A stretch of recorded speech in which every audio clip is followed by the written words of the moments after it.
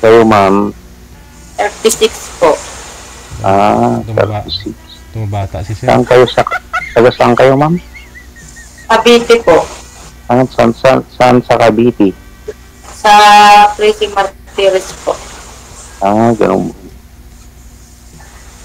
Wala kayong asawa, ma'am? Wala po. Single mother po. Single mother. Magkano? Ilan naman yung anak mo? 2 po. Ay, 2. Nakadalawa ka na. Ilang taon na, madam, yung anak mo? Ano po, yung panganay ko po 10 years old. Tapos po yung bunso magtatatlong taon. Ay, maliliit pa, mama. Opo. Siguro, Opo. Yung po akong ex ko, buntis po ako nung magbabae. ba? Hindi po alam. Yun ang mahirap. Hindi mo siguro na ibigay yung gusto niya. Bakit nga po? Hindi mo siguro na ibigay, kaya iniwan ka. Baka po kinulang pa sa akin. Ay, ganun ba? Ang hirap nun, nagtratrabaho pa sa araw, tapos magtratrabaho pa sa gabi.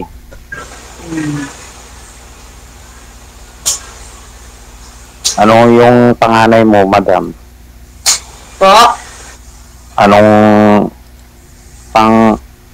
Anong lalaki, babae?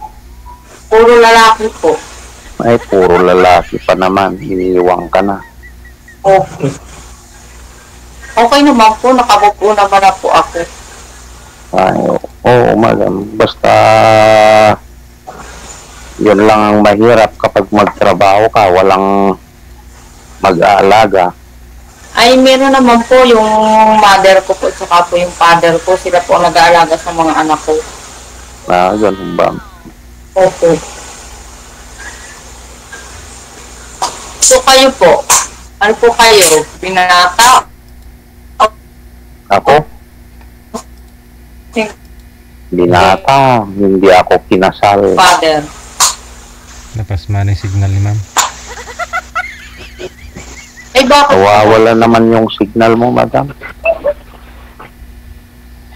Eh bakit naman po kayo di nag-asawa? Ako, madam? Wala, hindi na ako nag-asawa. Bakit po? Iniwan ako, pumunta sa abroad. So nagkaroon po kayo ng asawa, kaso lang nagpunta po ng abroad. Oo, hindi, live-in lang, hindi kami kasal. Nagkaanak naman po kayo. Meron, ma'am.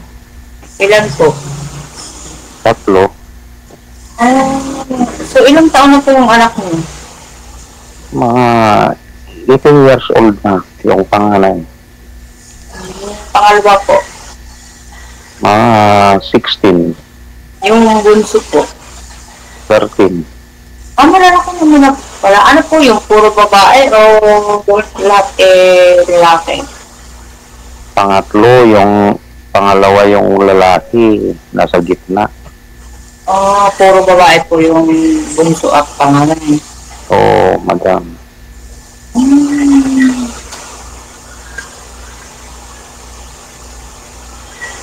Mahirap po walang kasama. Kaya nga po. Ako nga, nagtratrabaho pa ako. Kapag uwi ako, magtratrabaho ako ulit. So anong trabaho niyo, sir? Kwan lang. Sani ko. May nagbabainsul ng sasakyan.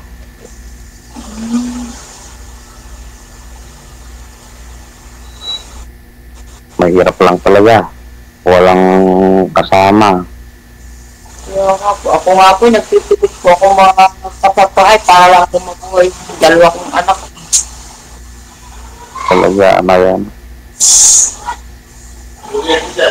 Kasi maliliit pa po sila. Ay marami pa pong para Kapagsikapan kong mapag-aral, gano'n. Yun lang madam talaga. Yun lang ipapapamana. Pag-aaral.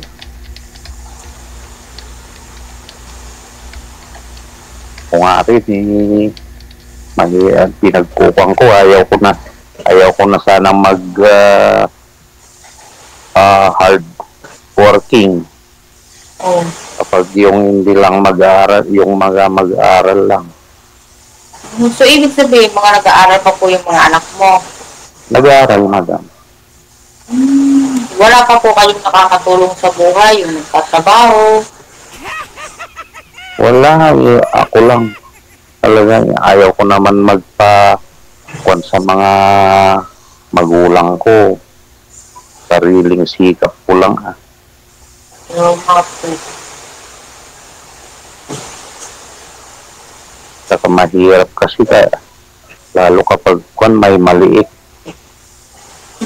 Ako nga po yung akin magtatatlong taon pa lang po yung bunso ko Kaya nga po ako pumasok na kasambahay para po meron po akong maisuporta. Yun talaga. Kasi yung tatay ng mga anak ko hindi nagsusuporta kaya po napilitan ako magtrabaho. Ang hirap naman yun. Ang lakas-lakas ilang taon na yun. Naging... Bata pa po yun. 35 years old lang. Malakas pa. Talagang kinalikuran ka na. Kinalikuran po niya ang pagiging ama. Hindi, sabi niyo po, buntis po kayo nung nababae po siya, ma'am. Ano po nahuli po ninyo? Ano po siya, yung nagpaalam po siya sa akin na siya daw po yung magtatrabaho. Siyempre, tiwala naman po ako sa asawa ko. Kahit po ako nag-aaral ng mga ganung bagay. Tapos, din sabi niya sa akin, babalik daw siya ng linggo. Din nagtaka ako, ba't di bumabalik ng linggo? Ngayon po, may nakapagbalita po sa akin na naroon daw po nga sa babae. So, siyempre, stress din po, tapos hirap din po ako noon kasi buntis nga po ako. Kaya po nung that time na pagdesisyonan po ng mga bianan po na bigyan ako ng pamasahe o gastusin namin mag-iinan panganay ko para po makauwi ako dito sa probinsya, sa Quezon. Ayun po, awa naman po ng Diyos, naka-recover naman po ako. Basta alam mo magtrabaho, ma'am. Yun lang. So, kaya sabi ko nga po sa sarili ko, pag po yung mga anak, yung bunso ko ilupakay, kaya nga po isang taon kalaki, nagtrabaho na po ako Kahit na iwanan sila at maliliit pa, siyempre, sabi ko, kaysa sama tayo, kung magugutom naman kayo, kahit magkahiwa-hiwalay muna kami ng mga anak ko. At least, nabibigyan ko po sila ng mga gusto nila, yung mga pagkain, nakakatikim po sila, ganun po. Kasi nga po, tinalikuran na nga po ng amay, hindi na nga po halos sa amin nagsusuporta. Kawawa lang mga bata talaga. Maliliit. Mabuti lang sana kung malalaki na. Makakaraos din naman po ako, Sir Kuya, kasi siyempre, meron naman po akong mga magulang pa para makapag-alaga po sa mga anak ko para po din makapagtrabaho din po ako. Ganun talaga, ma'am. Ganun po talaga ang sacrifice. Pero kung may mag-aasawa sa'yo, pwede na. Pwede, basta gusto lang, sasabihin mo lang may anak kang maliliit. Sinasabi ko kung merong naliligaw sa akin, sabi ko, isa na ako single mother, hindi na ako dalaga, gano'n. No. Kaso lang po, mas priority ko pa po ngayon, mga anak ko pa po, kasi maliliit pa nga po sila, ang hirap naman po yung ako po pagiging tapos tatalikuran ko naman po yung pagiging ina ko, kagaya po na nangyari sa akin ex-husband, tinalikuran ng pagiging ama. Pero ko naman po ng ganun. Gusto ko po kasi, kung sakaling ako nagiging masaya, yung mga anak ko po, marunong na po sila sa mga binata na, gano'n po, may mga trabaho na, at least kahit iwan na po sila, kaya na nila po ang sarili nila. Oo, kahit na ako, kagaya ng mga anak ko, talagang nag-aaral sila. Yan ang pinakamahirap, college pa. So, yun nga po ang pinaka-sacrifice talaga po ng isang magulang. Kailangan mong pumayag para mabigyan sila ng kinabukasan.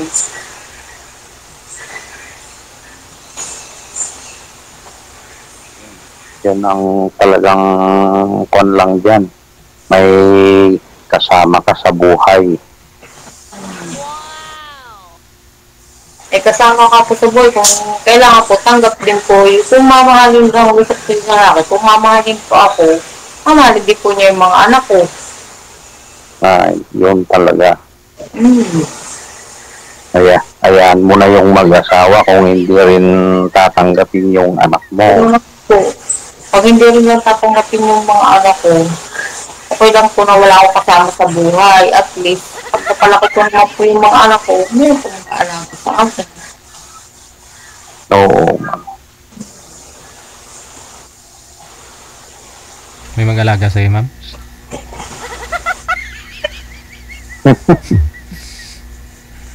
Yung mag-aalaga sa'yo, wala, tatanda ka rin.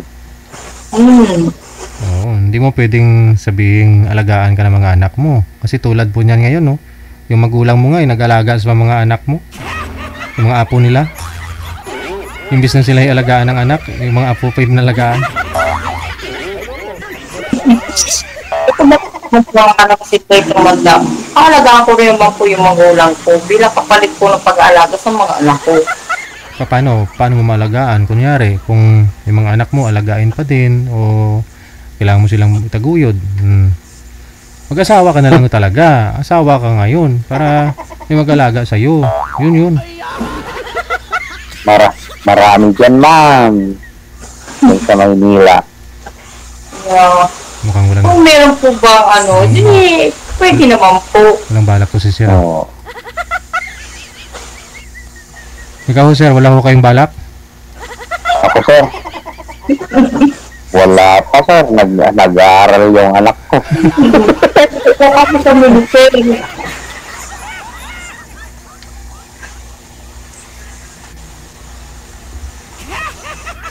Mas lalong mahirapan na ako. Sir. Lalong mahirapan na ako hardworking na ako kapag madagdagan ulit. Nagdagdagan ng bubuhayin? Mas lalo na. So, ano balak nyo lang po kay ma'am, Sir? Friend na lang. Friend. Friends! Pwede naman po yun, di po ba, sir? Oh. Friend.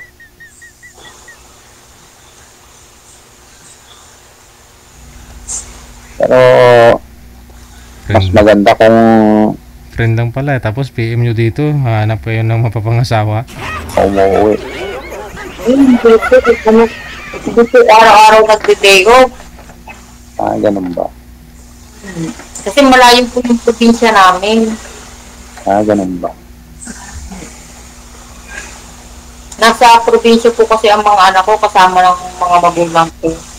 Dapat yung kan na lang malapit para madali mo lang kahit i-STN, gano'n. Wala po kasing mahahanapang trabaho doon na malapit po. Kasi kung magkakaroon man po ng hiring, tinatapon din po nila yung mga patulong sa Maynila, ganun po. Oo, kapag agency talaga. Yung mga kuwan mo na, mga relatives mo, gano'n. Doon ka na rin. Pag sa relatives po, malayo din po Para Pero ma'am, sumali na rin po kayo dito dati, ma'am, di ba? Ma'am Gemma? Sumali na po kayo dito dati. Opo. Kamusta po kayo nang nakausap mo? Wala, lang po kami magkaibigan lang po kami ni Guardia. baka buntis ka pang noon, ma'am. Buntis ka pa. Hindi. Hindi na po. Isang taon kalahati na po yung anak ko noon. Ganun.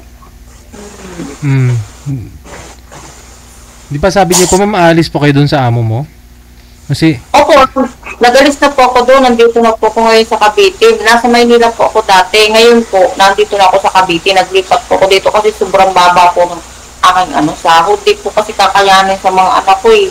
tapos, maliit pa ako kasi anak mo noon, di ba? Naikwento mo yun kay manager eh. Opo.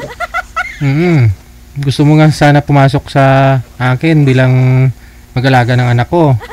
Kaya nga po, bakit di niyo po kinuha? Kasi sabi ko baka di mo kakayanin, payat-payat pa kayo the time ngayon, tumaba na po kayo. Oo nga, nalala ko, di ba? At least ngayon tumaba ka na. Bagong panganak, DJ. Bagong panganak pa siya the time eh. Ngayon tumaba na siya. Nalala ko last year po yun, ma'am, no? Opo. Oh. Walang nagpapapayat kasi, Sir DJ. Baka ikaw pa lang mo yun, sir. Naikwento po yun ni ma'am kasi yung amo niya po dati dito sa Maynila. Ano po yun? Yung, wala kang makain, ma'am? Sabi niyo po? Ano po, yung amo ko kasi, sa parlor lang po nagtatrabaho sa salon. Ngayon po, hindi niya rin po kakayanin kasi nagbabayad din po siya ng bahay. Tapos nagpapasweldo siya sa akin, tubig at kuryente. Kaya, nag-ano na po ako sa kanya. Ba't kumuha pa ho siya ng sa'yo? That time, hindi niya naman po pala kayanin. Hindi po. Yan ang mahirap. Hindi po kinaya kasi nagbabayad po siya ng tubig, bahay, kuryente. Ngayon naman po wala pong trabaho yung asawa niya. Ayun lang. Hirapan po siya. Magkano naman, ma'am, ang pasahod niya? Ano lang po, mababa lang po. 4,000 lang. Ay, wala ka pang SSS. PhilHealth. Oh. Kaya nga po umalis ako kasi hindi po sasapat para sa mga anak ko. Sa ngayon, ma'am, okay na po dyan. Okay na po. At least may nalipatan po kayo. Paano nyo nahanap po yan? Bandyan, ngayon, yung bago mo. Ano po, ang nagpasok po sa akin ay yung tiyahin po ng ex-husband ko. Oh. Ayos pala. Ayos lang po. Libre lahat. Nakita niya na magandang kwan mo, babalikan ka rin. Kung tatay ng mga anak mo. Hindi na po, kahit di na po siya sa akin bumalik, okay lang na kung gusto niya makita yung mga anak ko, pwede naman po, pero yung magbabalikan ko na po. Siyempre baka magbagong buhay siya o tapos may magandang trabaho. Hindi na po siya ngayon makakapaghanap ng trabaho kasi na-stroke na po siya eh. Ay, ganun ba? Wala, na-stroke na pala. Parang bumalik din po yung karma sa ginawa niya sa akin kasi pinabayaan niya kami mag-iina. Mabuti, hindi rin pababayaan yung naging kanya ngayon, asawa niya. Sabi ko nga po, pagdating na nanawa yung sabi ko, baka pabayaan din siya. Kaya ako lang naman po kasi nagtsaga sa kanyang babae sa pag-aalaga, sa pag-iintindi. Pinulang pa rin po naghanap pa rin po talaga ng iba. Baka buntis kayo that time, ma'am, hindi mo kaya naghanap? Bawal na kasi PJ, kasi malaki na yung tiyan ko, 8 months na. Hindi na po pwede. Sabi nga ni Doc, pag malaki na tiyan, bago mga anak, kailangan daw talaga yun para mas madali daw mga anak. Hindi nahihirapan, Sir BJ. Oo. Hindi na po, sabi ko, mambabae ka na lang kung gusto mo, maghanap ka. Ang tagal kong naging driver ng ambulansya, kaya alam ko. Ay, ganun ba yun, sir? Oo, sir.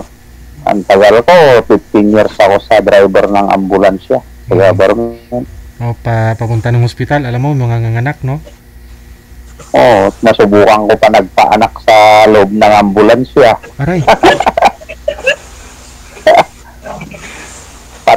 pati anak, pati kwan, nakatai pa yung ina niya. Yun ang hirap. Sa hospital pati bata tuloy.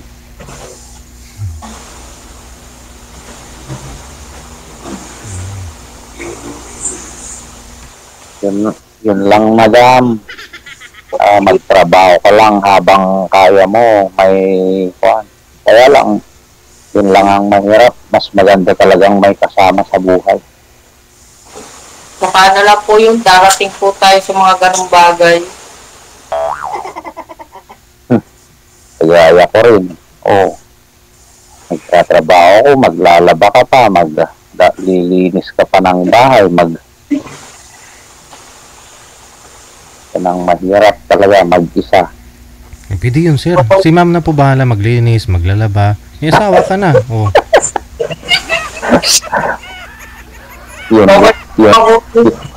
Yun lang sana, Sir DJ, kung mag-isa lang siya.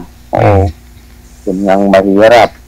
Okay na po ako sa pagiging single mother. At least, yung mga anak ko po, nabibigyan ko na kinabukasan. Talagang priority ko lang po talaga po. Mga anak ko po kasi maliliit pa lang po. Oo, madam. Talaga. Siyempre, makakaraos ka rin. Makakaraos din po. Kaya nga po lumalaban ako para sa mga anak ko. Kapag matutulungan ka ng magtrabaho, yun na. Balang araw, giginhawa din po ako. Dahil sa mga anak ko. Basta pan lang, magdasal ka lang. Talagang yun lang. Sa Panginoon lang ang pagbibigay. Sa Panginoon lang po ako makapit para maging sa mga ganyang basta yung problema, hindi ko po pinagpuproblema yan.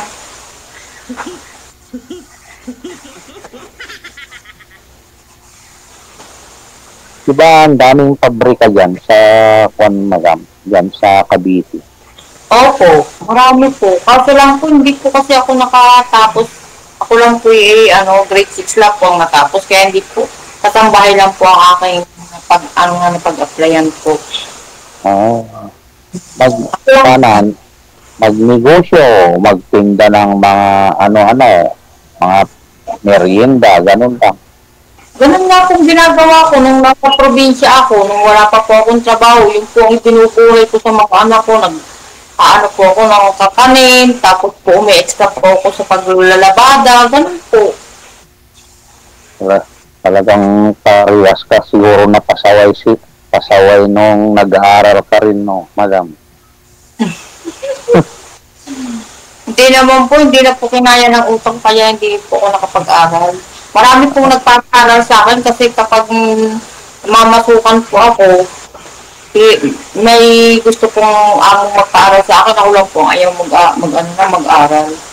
Siguro naghanap buhay ka na noon, kaya may pera ka, kaya ayaw mo na pumasok sa eskwelahan. Kaya ang ginawa ko po, tumulong na lang po ako sa magulang ko. Kasi mahirap din po ang magulang ko kaya bata pa po ako nangangatulungan na. Ganda. Dito nga sa amin, mahirap ang probinsya. Pupunta ka sa bukid, magtatanim ka ng palay,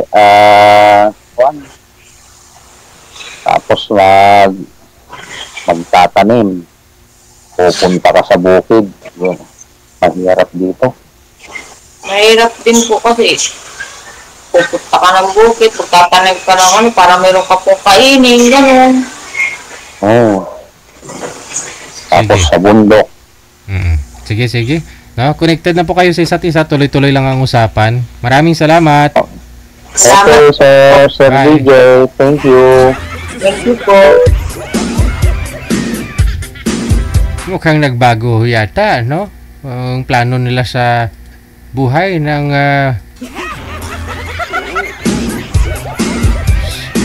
tingnan ko nga po. Naalala ko po yung si Miss Jimay. Sumali na po kasi yan dito last year.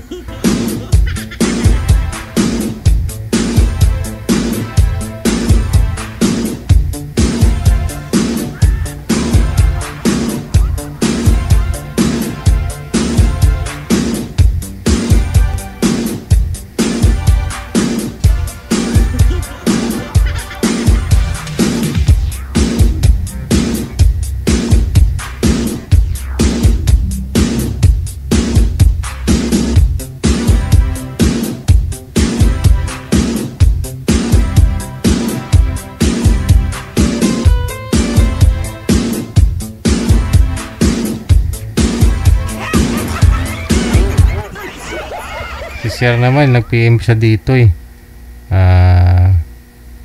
Nag-PM po siya dito, sabi.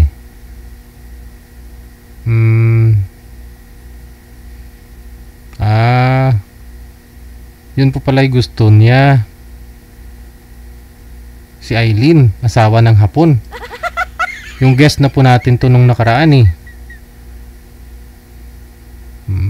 Okay. Iba-iba na may pangalan kasi ni Sir dito eh. Nag-PM po siya dito last June 18, no? 2025, Wednesday. Good afternoon po. Dave mula sa May La Union, 38 years old daw siya. 38 years old ha. Tapos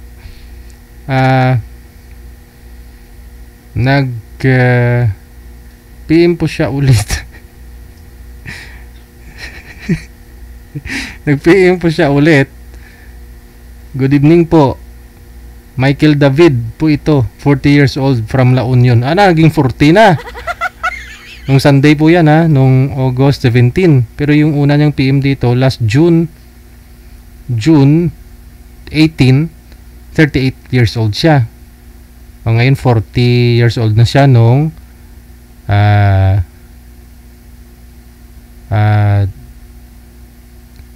Sunday nung August 17. Tapos ngayon nag-PM na naman siya. Michael David, 40 years old. Nag-PM po siya last Wednesday, 40. Hindi nagbago edad niya. Ngayon, nag-PM po siya ngayon. Nag-PM po siya ngayong araw. Good evening, Sir DJ. Pwede magpa-line up. Mike Dave. Mike Dave na lang yung pangalan. Mike Dave, 44 years old from La Union. Bilis naman dumagdag edad mo, sir.